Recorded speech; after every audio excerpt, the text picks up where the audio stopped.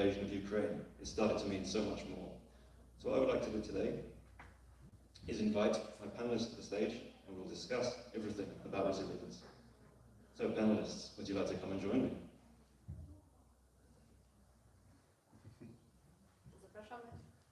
Zapraszamy na scenę Barta Boryńskiego, Lee Hemetsberger, Nila Piketa, Michała Łukowskiego oraz Annę Policzuk.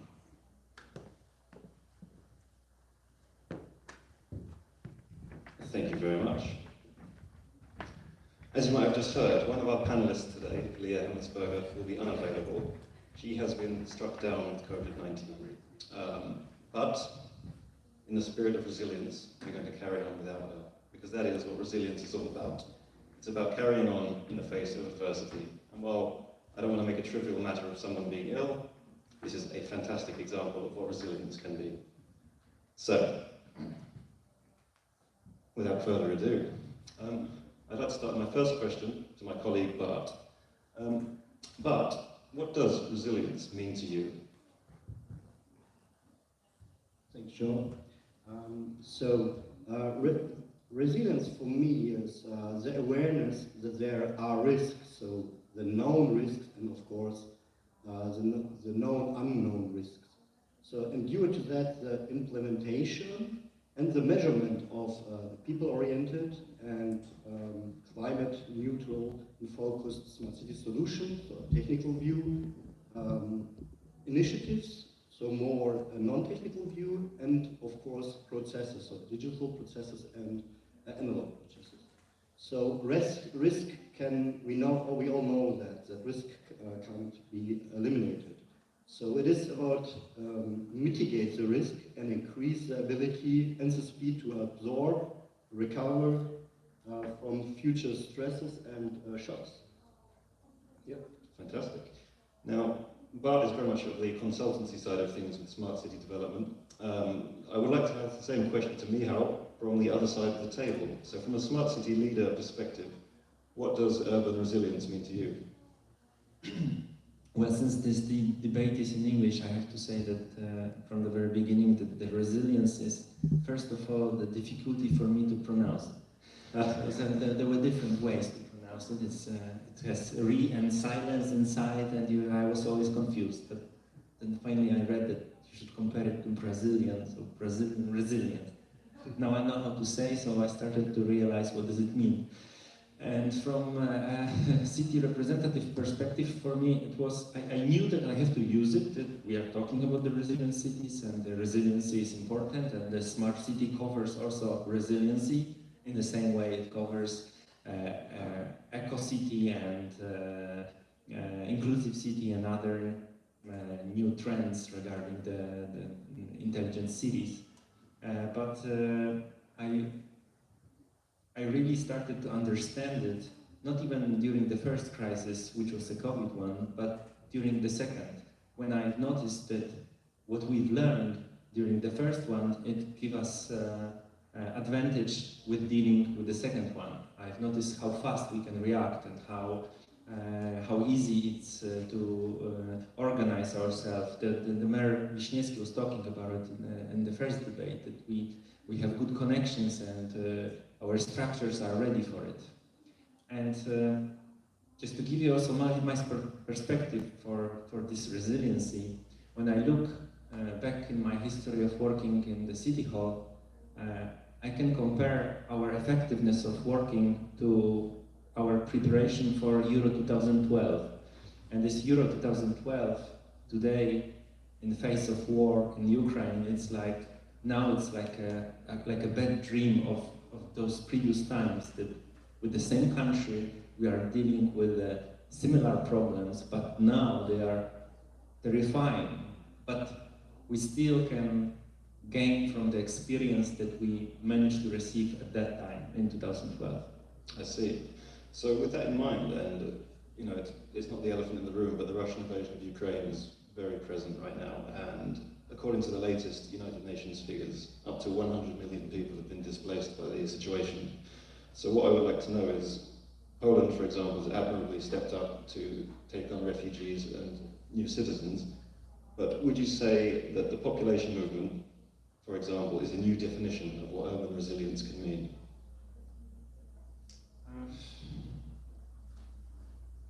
The movements of people were always taking place.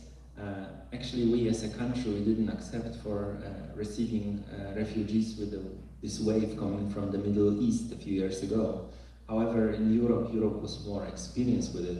For me as a Polish representative, it's also, when I look at my colleagues from work and my colleagues from my country, I think this is the first time that we are learning as a nation to deal with the people movement, with such a strong refugee wave. And I can be proud that we managed to do it, even if we are doing this for the very first time in the latest history, because if you look 100 years ago, probably it was different. Absolutely. Well, I don't want to dwell too much on it, but Anna, after listening to your talk just a second ago, I don't want to just use you because you're Ukrainian that's come to Poland and are token Ukrainian here. I don't want to do that at all. But it's clear that you understand the trials of relocation better than most. And how has the local government here really helped you set up? Yeah, good question, thank you. Maybe I will give you a little bit of a story of how we kind of ended up in Bosnia. We didn't really plan to, or nobody planned. And I first arrived in Warsaw, and one of our business partners lives there, and he immediately said that we all should go to Poznan because Allegro and Olix are there, and it's a center of e-commerce, and you have to be in Poznan. Almost immediately, like 2 or 3 days later, when we got here, I got introduced to Michal, and it all started developing really quickly when we said that we wanted to raise funds for charity Law for PL. We got immediate support from our Swiss investors, who are financially supporting the project, and we immediately got support from the city of Poznan. Like in a matter of weeks, we got a warehouse, rent-free warehouse, which we set up almost for free as well. Whoever we contacted offered free help. Even marketing agency we are working with, they're helping us for free, and Instagram influencers that we are working with, they are all helping us for free. And just the help we're getting is incredible. The problems that we had so far were kind of very kind of small and practical. I guess our biggest problem, and it's good it's our biggest problem, is the garbage collection. We still can't figure out how to sort it properly. And I know that we've been given leaflets and information like every week because we are not doing it correctly.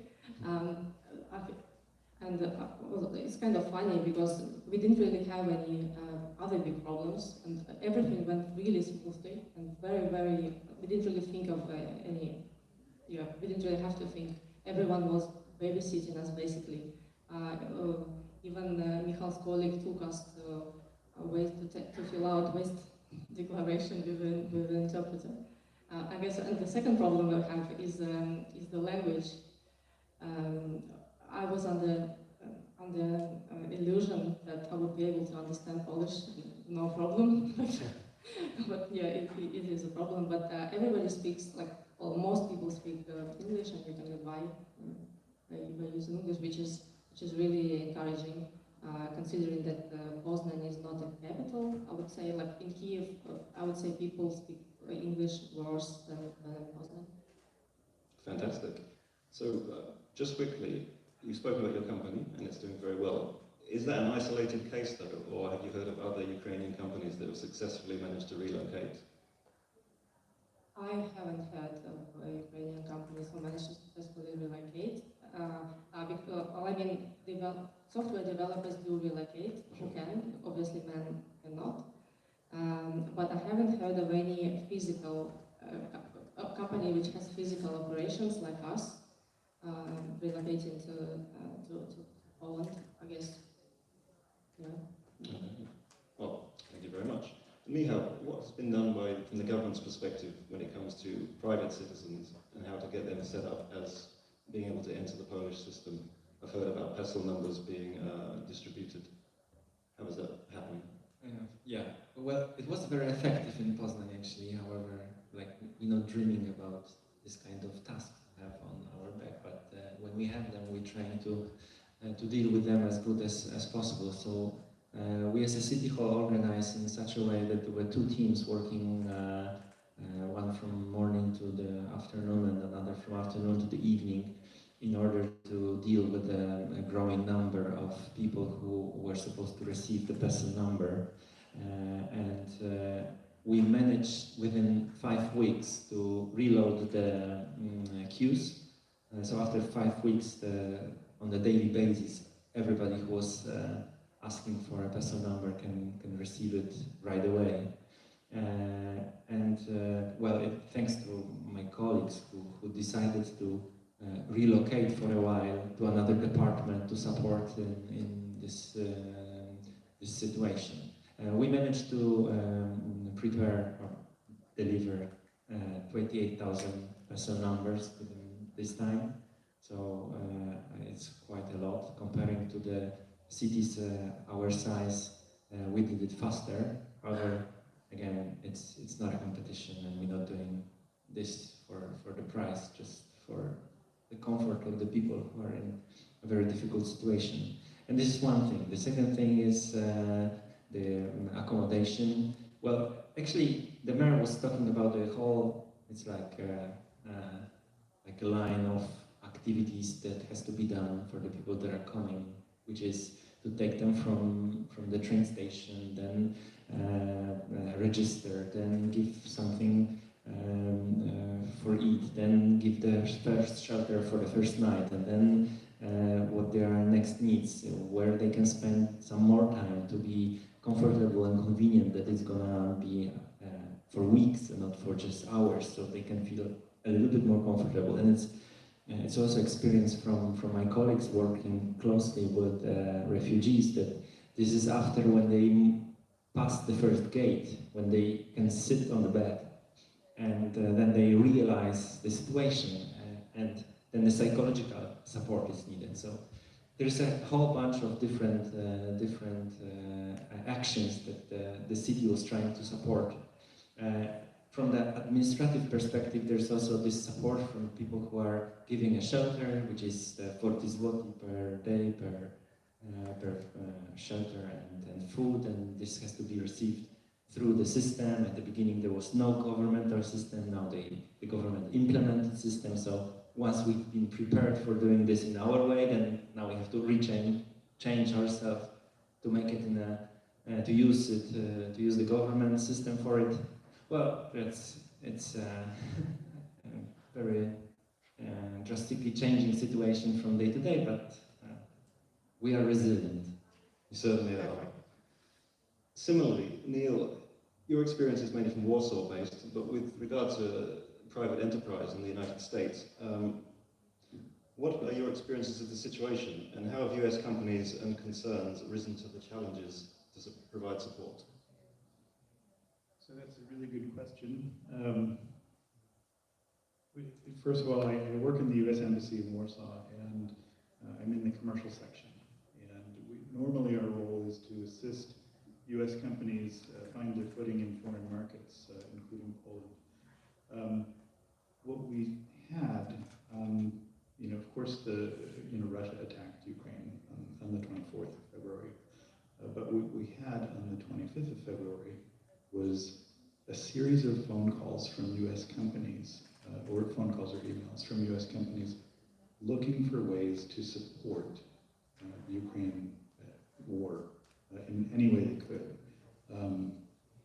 We had one company, they're actually very proud of this, because their owner and founder started as a refugee himself, but the company Uber came to us on the 25th of February and said, how can we help? What can we do to support Ukraine? And what they've done is nothing short of amazing. And every week that passes is more information that comes and more support and donations. But I can tell you that in my last conversation with them a couple of weeks ago, they had provided more than 2,000 free rides for refugees coming from the border cities to Rzeszów and Przemyśl. And in addition to that, they had supplied more than 7,000 free rides in and around Lviv to the Ukraine population that was moving in Ukraine. So this is one example that they came to us and said, we want to promote these free rides. Can you help? So what we did is we put the free ride codes on the embassy social media, and that did help. Beyond that, they're also they have donation platforms, and I'm not here to provide an advertisement for Uber, but it's a great example of what a company has done. So in the U.S. On the Uber platform, you can hit a button and donate $1 or about 4 zlotys per ride. And like I said, we've got, I'm talking about weeks old information here, and the last time I spoke with them, they had donated more than $3 million, or actually I should say the riders have donated more than $3 million. Fantastic. But there's other examples of other companies that are doing that, US companies. For instance, Dell Computer, they have a very large manufacturing facility in Łódź. And they came to us and said, we have a program where we're collecting computers, old desktops, and laptops. We're refurbishing them, and we're donating them to the Ukrainian school children who are studying here in Poland. Additionally, there's other US companies that are donating time, money. I will say that our office has had hundreds of millions of dollars worth of aid and assistance flow through our hands. And we were able to provide this by pivoting our normal work method to providing humanitarian assistance. Our office is not a humanitarian assistance agency. We're a business group. But what we have is we've had the insight into what the U.S. companies are looking to do to support, and it's nothing short of amazing. So hopefully that answers the question. It certainly does.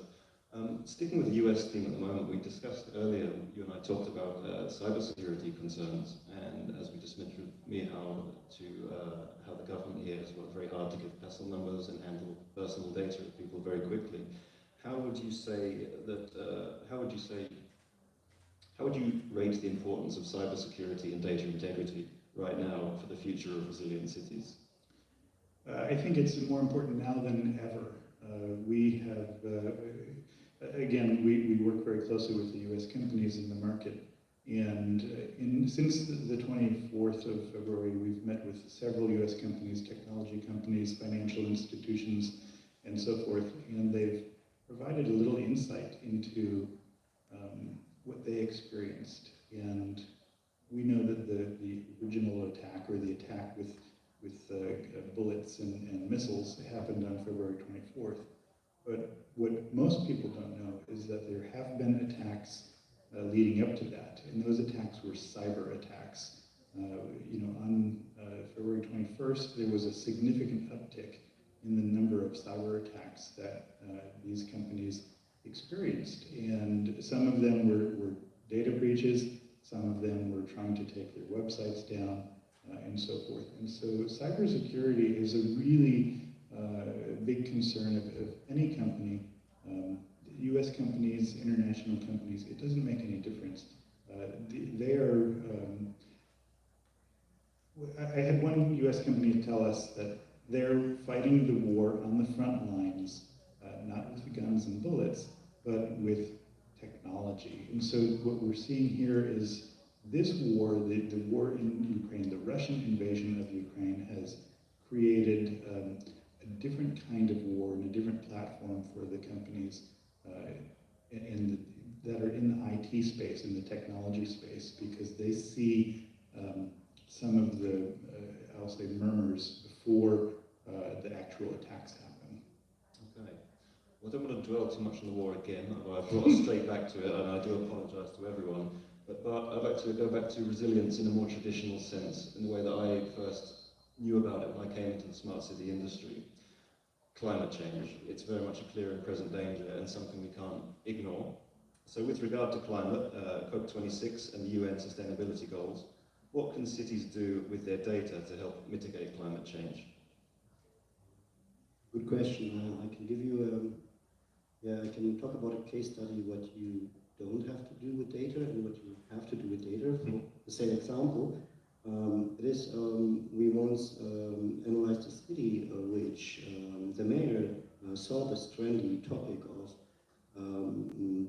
open data, and he said, okay, I go to my IT department and I will just say it's a trendy thing, we have to do that.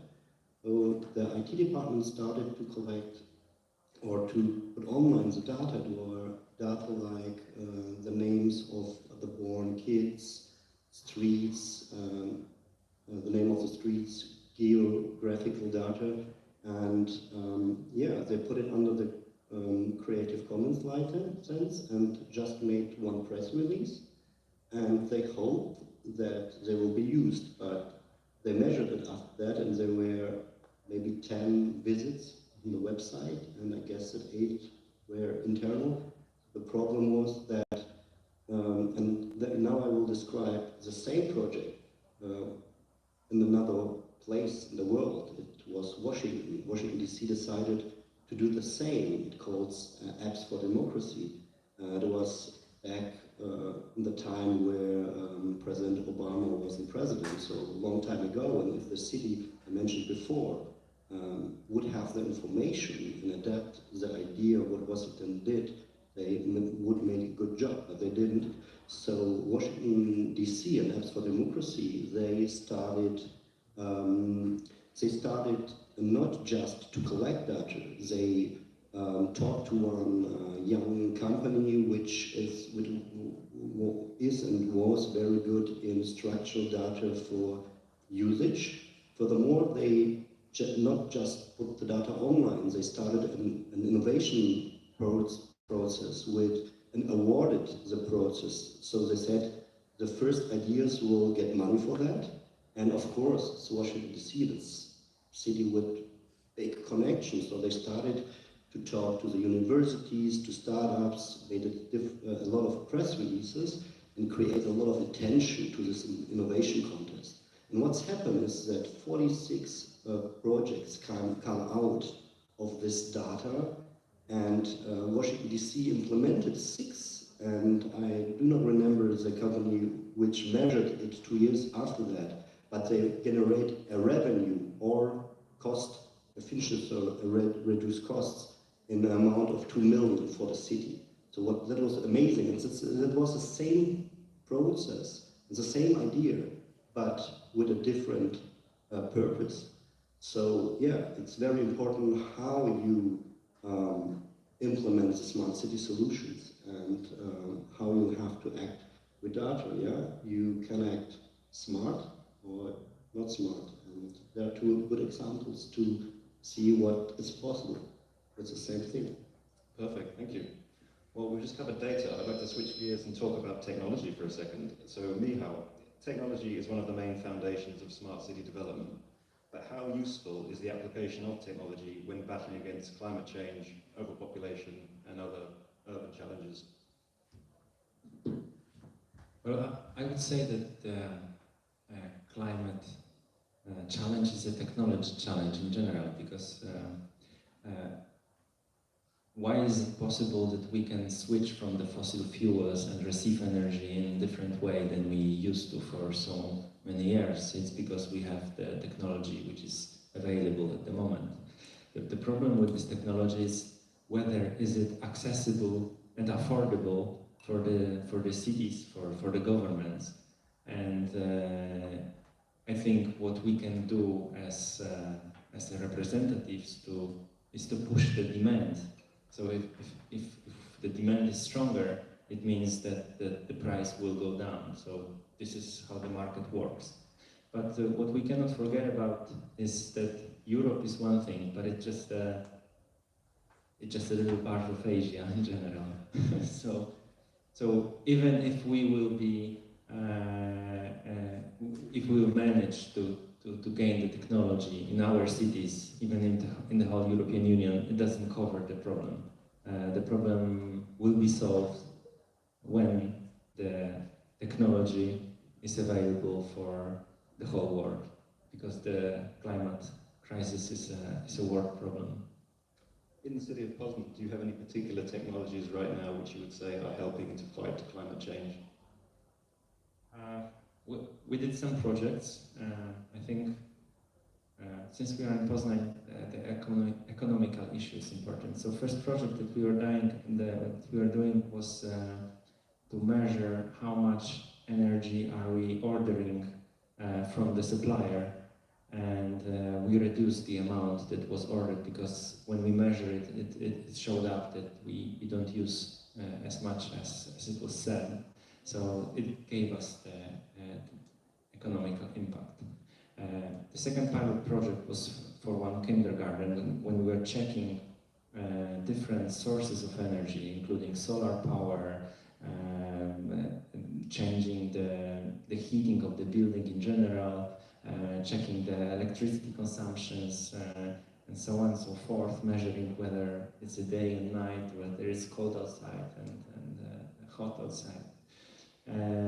And this project shows us that it's worth measuring. So what we are thinking right now, and the project we're preparing to, is to have something for the city, which you can find in the smaller scale, which is called a BMS, Building Management System, when you can see in the particular building what is the amount of electricity being used, what is the temperature in the building, and other measurements. What we want to do, we want to check it within 600 buildings in the city.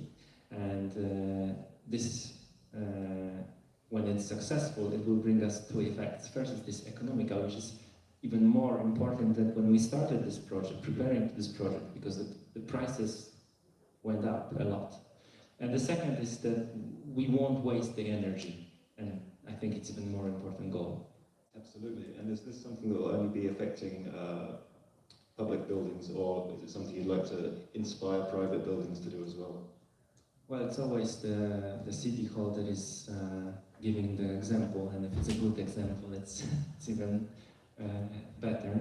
But what comes to my mind when you've asked about it is, one way is to do the actions that can have a positive impact on the energy consumption and on the environment. And the second thing is, when you're talking about the cities, Bart was talking about the cities 3.0, 4.0, when you are an inclusive city and you are enhancing the citizens to make common decisions with the city government, we as a city representatives are learned to listen to them, listen to our inhabitants. But what else we can do? We can influence their opinion. And if we are bringing more parks, having more trees, giving pavements not for the cars but for the pedestrians, if there is more bicycle routes and pocket parks and so on and so forth, then we are preparing people to think more about the environment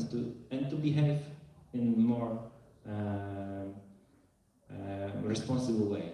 Perfect. So it seems like measurement of problems is a key thing to mitigating climate problems in general. Cool. Interestingly, I'd like to bring it back to Anna a second, because with the situation with the Polish people giving donations to the Ukraine, you immediately saw a problem that the aid wasn't getting to where it needed to be. So as a tech entrepreneur, and your free of charge service, which is helping to somewhat revolutionize the way that aid is being distributed, do you think that it's not just technology that is one way of improving resilience, but it needs to be a perfect marriage of technology with citizen participation at the same time? Absolutely. I just wanted to give an example of another survey that we did like last week. We asked Polish people if they gave clothes or any other items to Ukrainians in the last 3 months, and 90% responded that they did. which is just, I couldn't believe the numbers when I saw. When we asked them how they did it, what was the medium, and 50% of them said that they brought things to the humanitarian center when there was a call, and about 30% said that they gave products directly, personally, to the people who they either were staying with them or they knew. It just the number 90% is just incredible. I can imagine how many, what kind of value they distributed. If you calculate it in, I don't know, in euro, it's probably in hundreds of millions. And what is happening now is that we definitely see. The other question that we asked was, when was the last time that you donated goods? Usually it's clothes for children and women, and most of them say it was more than a month ago. So they helped a lot at the beginning, but right now the people are not really seeing price for help, I would say, because the humanitarian centers are closing, although the conflict is not over, and the demand for products is higher amongst Ukrainians because they are basically running out of savings, and it's unclear how long they would need to live in circumstances like this. So it seems that people really want to help, and if there's a convenient way of doing it, organized way of doing it, they do it. And also by running marketplaces in other countries, we know that people have hundreds and hundreds of things they don't use. Basically, they would like to get rid of, and so if we combine this desire to help and convenient ways, sometimes we need to use technology for this, sometimes we don't. If we combine them, then the great value can be uncovered. Wonderful. Just out of curiosity, how are you getting the word out about your services? You gave me a virtual tour of your warehouse, and it is full. Now, what I would like to know is, how are you managing to sort of galvanize the community to get behind this, when I've seen some citizen participation apps and platforms, they're underpopulated and not being seen or used by populations? What was your secret? So we have two sides. We have recipients and we have donors. There's absolutely no problem advertising to recipients. When we create a post in one of the Viber groups for Ukrainians, we have like 20,000 people visiting the service in one day. And so what happened, actually, this happened like 2 weeks ago, and they ordered everything. Like we had like 20 products left out of, I think we had 10,000 at the time. And on the other hand, we need to attract more products, and one way, what we are doing right now, we are working with Instagram influencers in Poland, who are basically in their stories, they are encouraging their followers to donate, and it's working. Well, we would like to more of it, because as I mentioned in my talk, that our estimate is that Ukrainians currently need 42 million of products. It's just an enormous amount. I don't think it's even possible to produce that number of products new immediately. So the only way to get them is from someone else.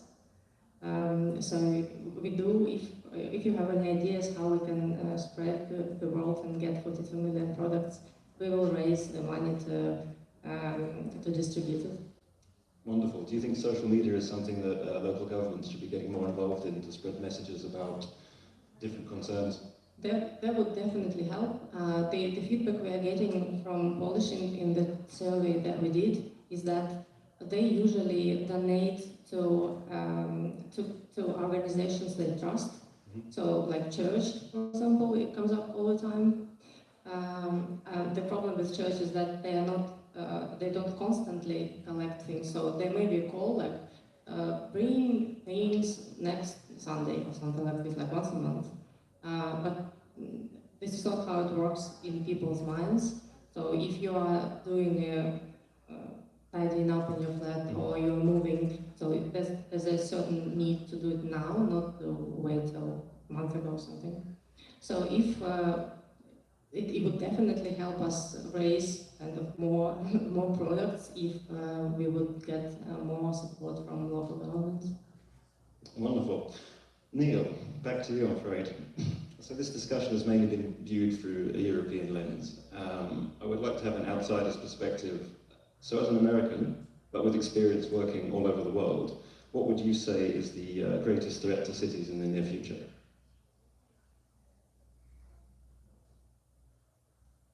So I guess parts of trudno pytanie.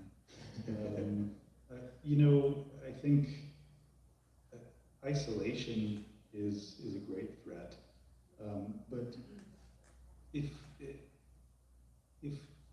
cities are not connected, if they're not open, if they're not easy to access, that's a huge problem. Affordable housing is an enormous problem, not just in Europe. You know, I live in Warsaw, and it's very expensive to live there now. And with the large influx of you know, refugees, there's really no housing available. So I would say affordable housing is one. Looking at cities, if there's no green space, you know, we're talking about, you know, smart cities and how people interact in those cities.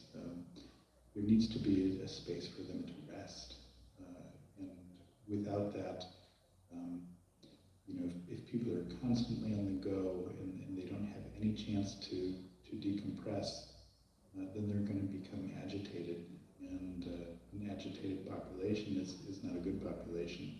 So that's a hard question because there's so many facets to it.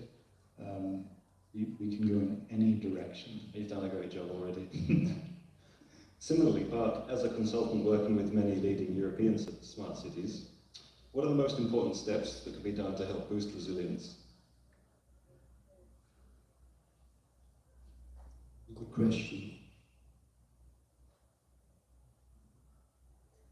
I would say that what we often forget is that in the social world, from a psychological view,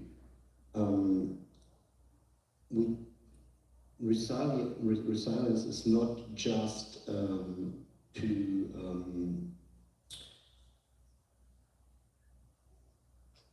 give me 1 second. No problem. From a psychological view, it's not just shaping the challenges we are faced. It's more responding to them if they are coming up. So for that, I would say to boost the resilience, you need higher innovation rate in the city administration. So a cultural thing, and a cultural change. And if the culture of a city will change so that the innovation grade will increase, that will increase openness for collaborative processes. Mm-hmm. And with higher innovation grade and of course more collaborative processes, you will be faster in adoption. And that's what resilience is about, to adapt to the problems we are facing. So to adopt and react quickly. Yeah. Fantastic. Now, as we're running out of time very quickly, I'd like to go back to you, Michał, for one final question. I'd like to ask you about your hopes for the city of Poznan. So in the last few months, you've managed to prove the quality of your resilience strategies. But what do you hope to do better in the future?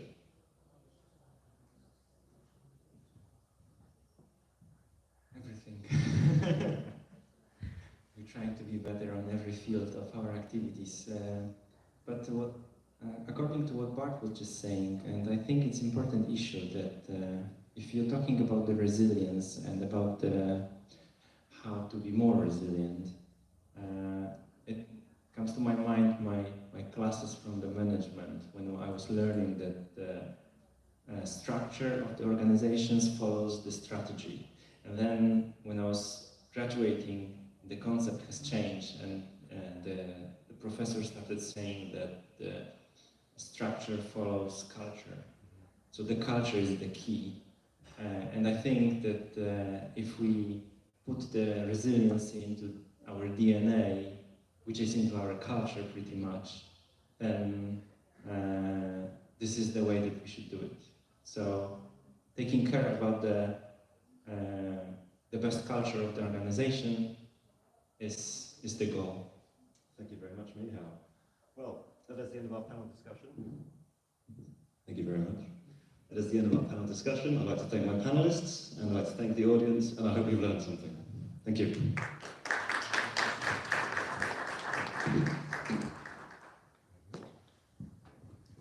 Thank you, Joe. Dziękujemy, Joe, i dziękujemy wszystkim uczestnikom tej debaty. Szanowni Państwo, zbliżamy się do końca naszej konferencji. Dzisiaj, jak Państwo wiedzą, ten temat przewodni to było Resilient Cities, a więc to miasto odporne na zmiany.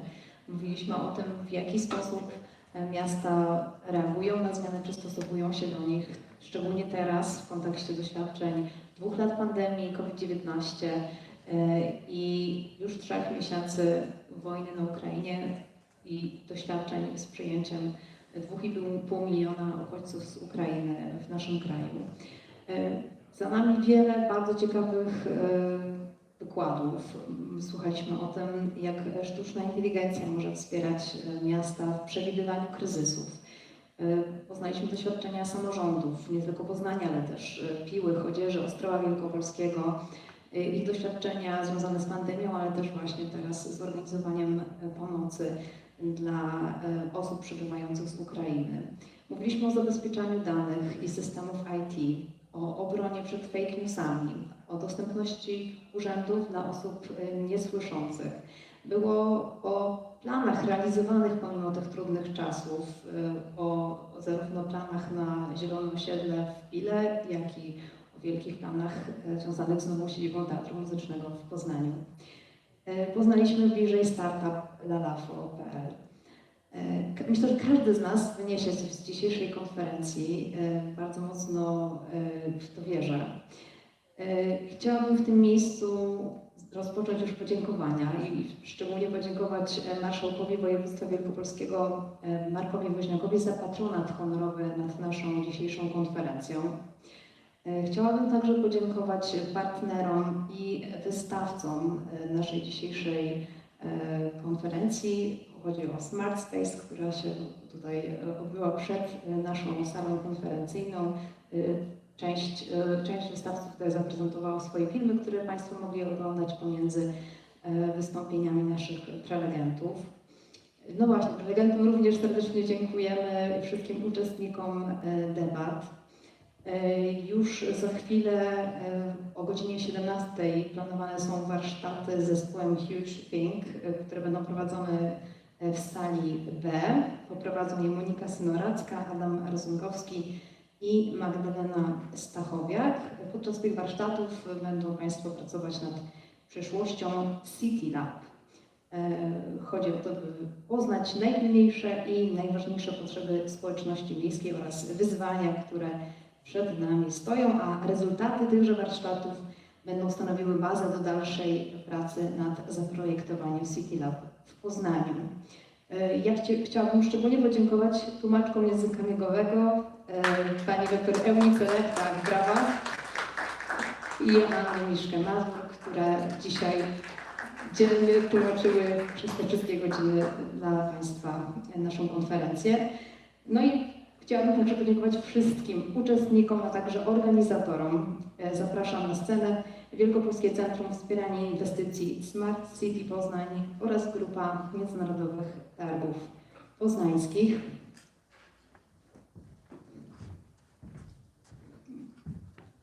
Myślę, że mogę poprosić o brawa dla wszystkich organizatorów.